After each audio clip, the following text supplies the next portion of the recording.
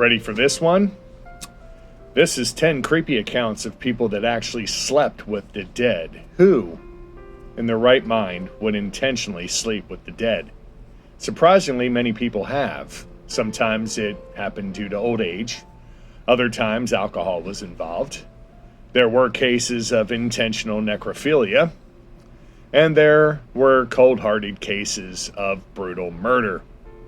In every one of these instances that I'm going to cover, a living person curled up in bed or on the floor to sleep with someone who was well past their expiration date. Strange bedfellows, indeed.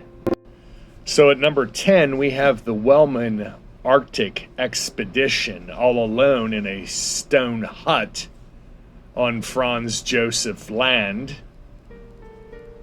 Bernd Benson and Paul Bjorvik made each other a solid promise.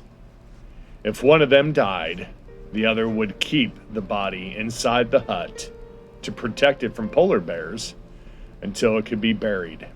Sure enough, having been stationed on the archipelago in the middle of winter in 1898, Benson passed away with barely any food, no fuel supplies.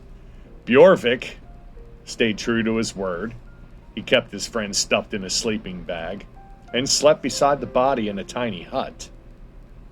To keep his spirits up during the long wait for the other members of the expedition to arrive, Bjorvik read poetry by Heinrich Ibsen to his frozen friend. Finally, 2 months later, the rest of the expedition arrived, and Benson was given his shallow burial under a heap of stone.